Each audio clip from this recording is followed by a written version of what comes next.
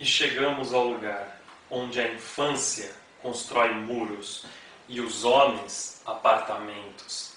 É esta cidade, espelho de nenhum narciso, lago de nenhuma água, bosque de nenhuma árvore. Ah, sacode os alicerces que o passado tingiu de incêndio e penetra no grande pátio, vazio de qualquer imagem. Lá encontrarás a ferrugem nos espelhos e os deuses que já foram nossos hóspedes. Não tentes reter o êxodo dos grandes mitos, nem tentes buscar na musculatura das águas a movediça força do teu destino, pois nada te pertence.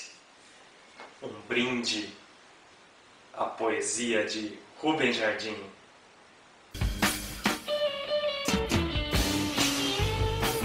Bem-vindos à sala de leitura. Tenho o prazer, a honra de ter aqui ao meu lado o grande Rubem Jardim. E aí, Rubens, qual que é os seus cantares da paixão? Foi um livro que, após 30 anos, longe do circuito editorial, sem publicar nada, exceto algumas participações episódicas em saraus, em recitais, né? E nessa medida em que, quando eu estava voltando a participar de saraus, recitais, amigos poetas da minha geração, como Sully, como Willer e alguns outros, sugeriram de tem que publicar, tal, né? E claro, eu era muito reticente em relação a isso, porque aquele jargão, poesia não vende, né? Que está incutido na cabeça da gente a vida inteira, né? Então aquilo dá um certo desânimo, né? Então, e eu havia tido experiência de ter livro publicado antigamente nos anos 60, mas a configuração do tempo, daquela época, era tudo muito diferente, né? Basta dizer que, por exemplo, em recitais, em coisas desse tipo dos anos 60, né, da catequese poética, e daí eu me lembro, coisa de... E a gente seguia muito o bordão que o Bell criou para o movimento, né, de que o lugar do poeta é onde possa inquietar. O lugar da poesia, o lugar do poema são todos os lugares, né? Isso é fantástico. E naquela época, nos anos 60, a gente efetivamente seguiu esse tipo de coisa. Então a gente fazia recitais, leituras, né, públicas de poemas, desde sindicato, colégio, faculdade, rua, bar, boate, teatros, né? Mas vocês terem uma pequena amostragem do que isso significava nos anos 60, é que eu lembro de alguns momentos de leitura pública de poesia. Particularmente eu lembro de uma em Belo Horizonte, no Teatro Marília. Sabe, ali completamente lotado. A minha sensação, e não só a minha, é que a gente parecia roqueiro, entendeu? Sabe? Pô, é inacreditável. O teatro lotado, completamente lotado. E em outro estado, né? Em outro estado. E aqui em São Paulo também a gente fez no Teatro da Aliança Francesa, lotado. Eu lembro também de um recital que a gente fez num colégio que eu estava estudando, no Brasílio Machado, na Vila Mariana. Foi uma catástrofe. Uma coisa de louco, entendeu? Uma coisa de louco. Mas lá eu estudava, então, cheio de amigos, entendeu? E lá, inclusive na minha classe, isso é até divertido de registrar, porque fica aí. Colegas de classe, né? Naquela época, eu tinha pessoas que eu... Quantos anos mais ou menos você tinha? Eu tinha uns 18, por aí. ou seja, 52 anos atrás.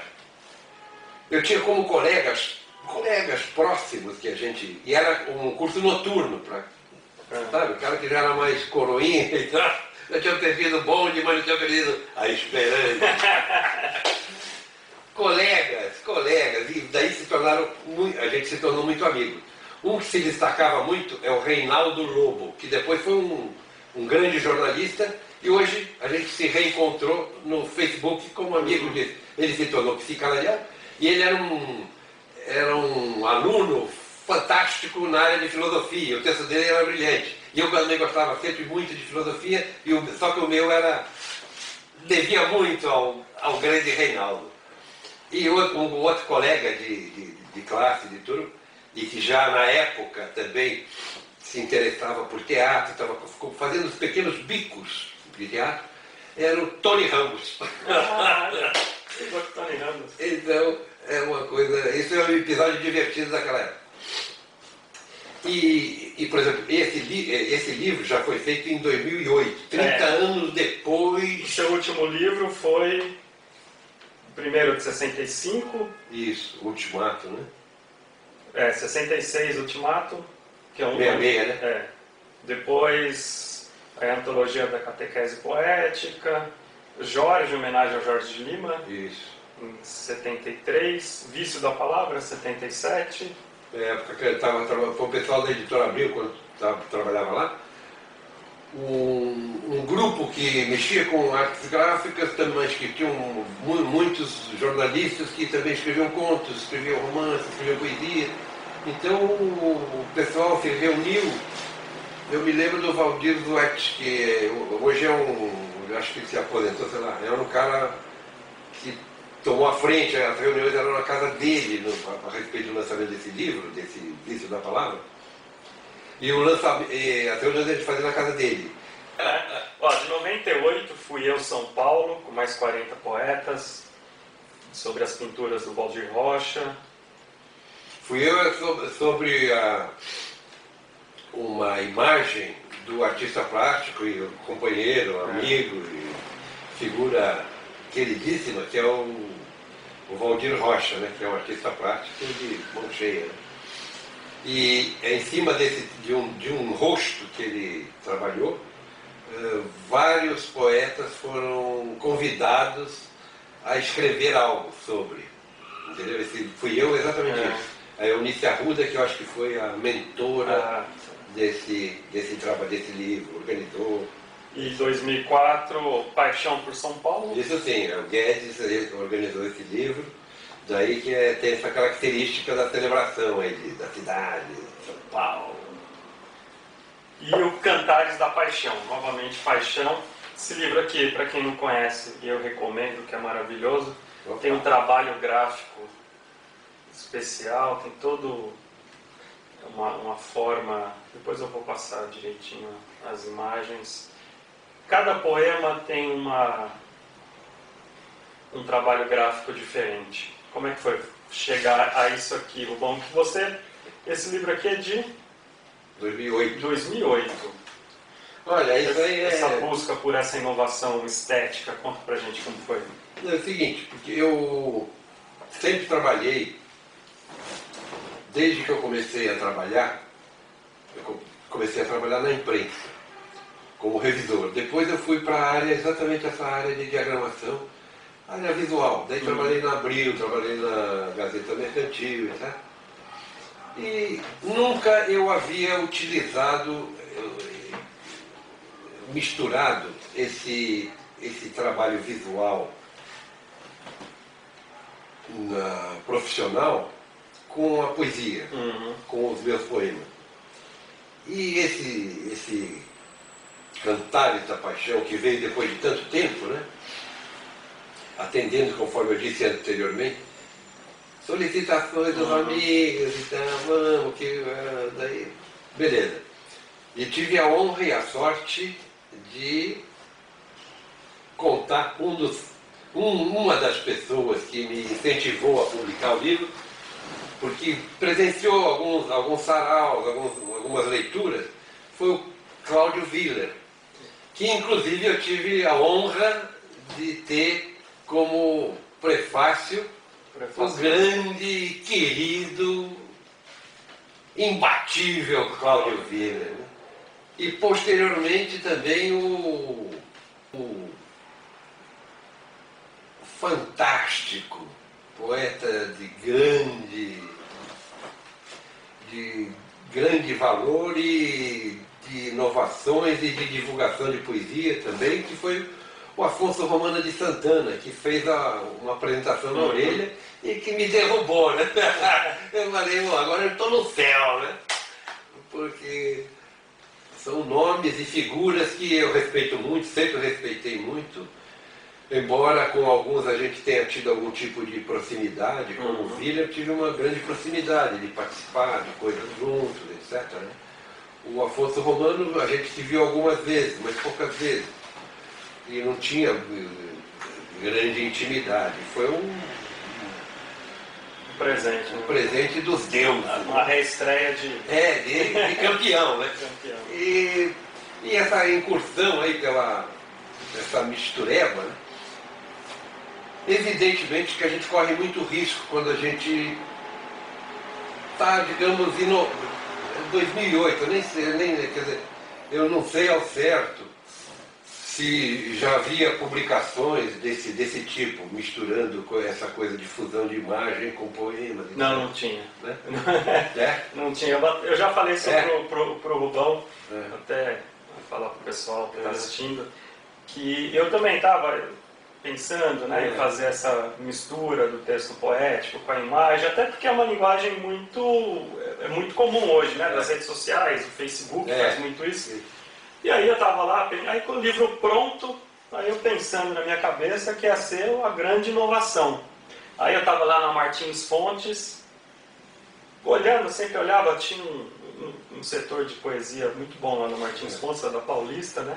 E eu sempre dava uma olhadinha e peguei seu livro, a hora que eu abri, dei uma folhada assim, eu falei, porra, meu, tudo que eu tinha imaginado que ia ser inovação, o cara fez em 2008. Inovação que nada, aí é só bater continência e fazer reverência ao grande Rubão. Por isso que eu sei que não tinha. Não, então, mas a gente quando. Isso eu queria frisar aqui. Daí a gente corre muito risco porque, digamos, você está inovando, está na corda bamba, né? E daí houve muitas pessoas acharam muito interessante, gostaram, um número significativo. Mas teve uma crítica muito negativa inclusive de um poeta que na época a gente não se conhecia e que é o Reinaldo Damasio. Ele fez uma crítica muito contundente, assim, inclusive em vários pontos. Eu até escrevi a ele de volta que eu concordava com algumas coisas de tipologia inadequada em alguns momentos, imagens também que não... Mas ele deu uma espinafrada muito forte. E daí eu respondi, porque tem algumas coisas que eu acho que são achados, como existem achados verbais, momentos, o poema que se fecha em si, perfeito. Existem alguns aqui, no caso, que eu acho extremamente competentes. E também. Isso não foi mencionado, quer dizer, ele colocou tudo assim entendeu? Abaixo da crítica. E tem uma linguagem, né? Você é jornalista há muitos anos e tem uma linguagem bem jornalística, né? Tanto com as fontes, as imagens. Eu achei maravilhoso a forma que parece ser não, tem uma inspiração assim, com o mundo jornalístico mesmo, né? O jornal, principalmente, jornal impresso. Essas coisas antigas que hoje em dia, falar em jornal impresso, muita gente nem sabe o que é, né? Eu vivi nesse meio, nessa área, a vida inteira, né? Eu trabalhava nisso, né? E também, às vezes, né, um quezinho publicitário, né? Jargão publicitário. Aí você está vendo o quê? Aqui, dá uma olhada. Eu gosto muito desse poema. Isso aqui. 10 pétalas nomeadas de novo. 10 ovas inumadas no ovo. aprendizagem, sempre decimal, coragem lenta final. Maravilha. E aí os ovos. Depois eu vou bater as fotos e colocar na tela direitinho. Então, mas voltando a esse livro aí, daí o problema da coisa que a gente estava falando, de livro não vender. Agora, ter feito o livro, né, foi um ato de ousadia, de coragem, e eu pensei que eu fosse me arrepender muito por cair de novo nesse tipo de coisa, que não vender, o livro fica... Efetivamente não vende mesmo, né? E principalmente porque eu não tive o suporte, o apoio, de algum modo, do editor para fazer vários lançamentos, etc. A gente fez um lançamento na livraria Martins Fontes da Paulista, e foi um lançamento excelente. Mas eu me empenhei com alma, telefonando para as pessoas, para os parentes, falando, o velhinho vai morrer, tem que ir lá ver ele, comprar o livrinho dele, entendeu? Sabe? Eu fui ali, além de e-mail e tal, de telefonema e tal. Foi ótimo, vendeu mais de 90 livros. Ótimo. Na noite do lançamento. Na noite do lançamento. Amigos que foram, porque eu fiquei muito em cima e tal. Cobrando muito, enchendo o saco mesmo. Agora, depois disso, né, não acontece absolutamente nada com o livro. Absolutamente nada. Daí, sabe, vai indo assim, pingando não sei o quê. Isso é meio desastroso, meio desanimador, meio desalentador. Né? Muito interessante.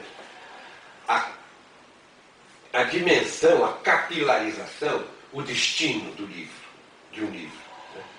Então, eu tive a pachorra de entrar na estante virtual para ver o Cantares da Paixão. Daí tem lá um monte. Daí tem em João Pessoa, tem em Manaus, tem um monte de lugares do Brasil que eu não fui fazer o lançamento. Então, o livro chegou de alguma forma, né? Através ou da própria estante virtual, ou através do próprio site da editora, ou através de outros sites, o que também me surpreendeu muito. Eu falei, e fiquei assustado mesmo, porque o mundo contemporâneo só me assusta, cada vez mais. Né? Porque, de repente, esse livro, ele estava na Casas Bahia! Ela! Entendeu? Coisa assim. Igual essas farmácias modernas, que tem tudo, né? Então o supermercado, sei lá, uma loja de não sei o que, lojas americanas. E aí o livro.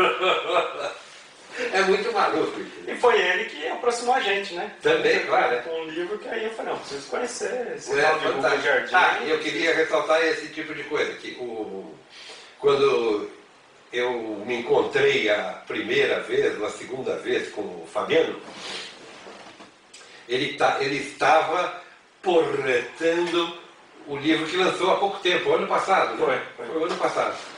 Ele estava com os originais daquele livro, mesmo que foi na Casa das Rosas, e ele me mostrou, eu fiquei entusiasmadíssimo, porque existiu, de fato, né? O Fabiano gostou, achou interessante, entendeu? Mas... E ele nem tinha conhecimento disso quando já estava feito. Já estava pronto. Mas as soluções isso nós já conversamos algumas vezes, que você encontrou de fundir efetivamente, como se fosse um outdoor, como se fosse uma peça publicitária, o poema com a imagem, você soube fazer isso com muita qualidade. Inclusive eu já reclamei até com você, porque isso é um dado novo, é um salto a ser analisado, investigado, etc. Só que, como sumiram, desapareceram críticos, estudiosos, os espaços, não existem mais os espaços dos jornais, mas existem os espaços virtuais, porra, onde é que estão os carinhas para falar alguma coisa?